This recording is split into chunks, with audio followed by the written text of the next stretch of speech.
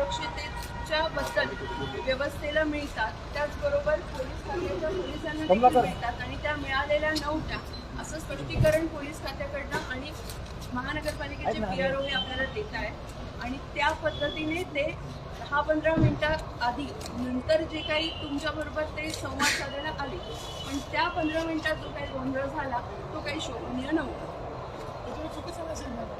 हो बरोबर आहे, मी मान्य करते की पण ती 15 मिनिटाकरता झालेली मिसअंडरस्टँडिंग आहे ही अतिशय चुकीची होती. ज्या काही निवडणुका होतात आपण याआधी देखील निवडणुका महानगरपालिकेत घेतल्या आहेत आणि तिथे आपण पासेस दिले आहेत. जी युट्यूबर्स किंवा बाकीची डिजिटल मीडियाची संख्या आहे ती वाढली आणि आपला जो सभागृह आहे स्थायी समितीचा त्याच्यात किती जण मावू शकतात ह्याचा विषय झाला, पण तरी सुद्धा मिनिमम जी काही डिजिटल किंवा आपले मीडिया आहे जी एकदम ठरलेली आहे, प्रमुख आहे, रिजनल आहे, त्यांना तरी पासेस देण्यात आले पाहिजे होते आणि तो सर्वस्वी अधिकार पीठासीन अधिकाऱ्यांचा होता. तिथे काहीतरी मिसअंडरस्टँडिंग किंवा तिथून मेसेजिंग आणि सूचना मिळाल्या नाही, त्यामुळे हा सगळा गोंधळ झालेला. मॅडम यापुढे अशी होणे अशी त्यांची विनंती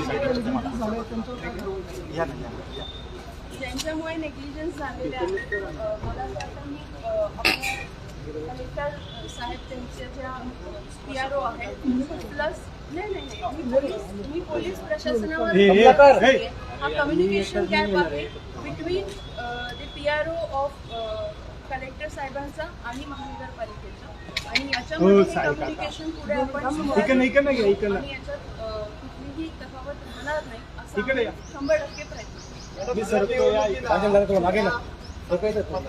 पास दिले जातात, यावेळेस पास दिले गेले नाही याचा अर्थ प्रवेश द्यायचा नाही हे पूर्वनियोजित होतं. नाही असं काही नव्हतं. पासेस देण्याचं मी जेव्हा PROंना विचारलं तेव्हा त्यांनी सांगितलं की संख्या जी होती ती जास्त होती, मग काहींना पासेस दिले आणि काहींना नाही दिले, यापेक्षा सगळ्यांना प्रवेश द्यावा असं ठरलेलं होतं. पण पीठासीन अधिकारी काही कारणास्तव उशिरा आल्याने आणि आपण लवकर होतो त्यामुळे सगळे आतमध्ये जाण्यास विनंती करत होते किंवा सगळ्यांना अलाउड देखील होतं, पण जोपर्यंत पीठासीन अधिकाऱ्यांचे आदेश आपल्या पोलीस प्रशासनाला आणि महानगरपालिकेच्या सिक्युरिटीला मिळत नाही तोपर्यंत तेही हतबल. मॅडम याच्यामध्ये जात असताना प्रशासनाला माहित आहे कोणाला पास द्यायचे कोणाला द्यायचे नाही, तुला माहिती कार्यालयाकडे पण यादी आहे कोणाला पास द्यायचे आणि कोणाला द्यायचे. इथे युट्यूबरचं मंजुरी थोडं मागे यादी स्थानिक रिजनल चॅनल्स आहेत त्यांना तर दिलेच गेले पाहिजे असं ठाम मत माझं देखील आहे. जे काही स्पष्टीकरण त्यांनी मला दिले ते मी तुमच्यापर्यंत पोहोचवतो. मॅडम याच्यामध्ये तुम्ही असं म्हणालात की त्यांची परवानगी नव्हती, ते आलेले नव्हते, मात्र ज्या वेळेला पत्रकार जात होते त्यावेळेला परवानगी नाहीच असं म्हणून सांगण्यात आलं. त्यांनी त्यावेळेला सांगितलं असतं की विचारून सांगतो तर हा प्रॉब्लेम निर्माण झाला नसता. त्यांचं देखील ट्रेनिंग झालं पाहिजे या विषयामध्ये असं माझं मत आहे आता, कारण प्रत्येकाला वागावं कसं असं सांगण्याची गरज झाली आता. ट्रेनिंगसाठी परत स्टँडिंग याच्यावर घेऊन टाकू ना, सभापती बाहेर घेऊन टाकू ना. आजच्या निवडणुकीवर मध्ये काय झालं ते कळालं नाही आम्हाला, तुम्ही सांगा.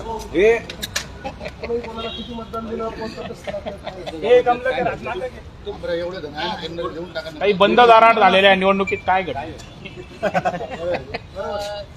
खरं तर बंद दाराआड पीठासीन अधिकारी होतेच, त्यामुळे निवडणूक नियमाप्रमाणे सर्व झालं.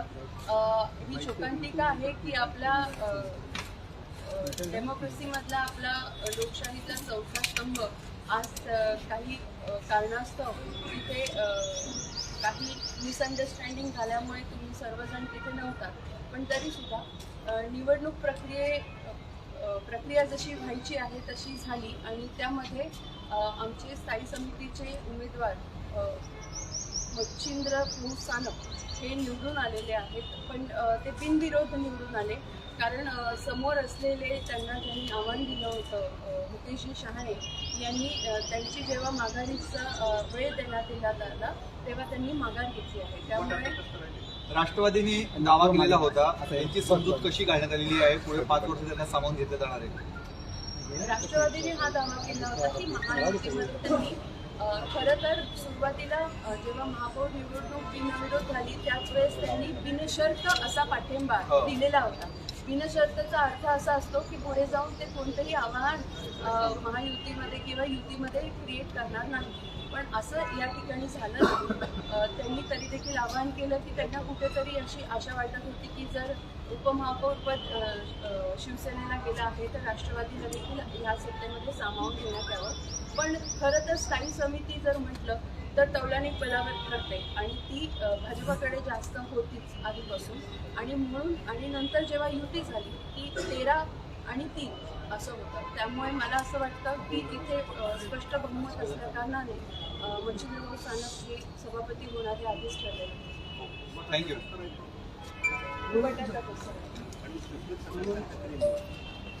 त्याबद्दल अजून तशी काही अधिकृत माहिती नाही. ओके.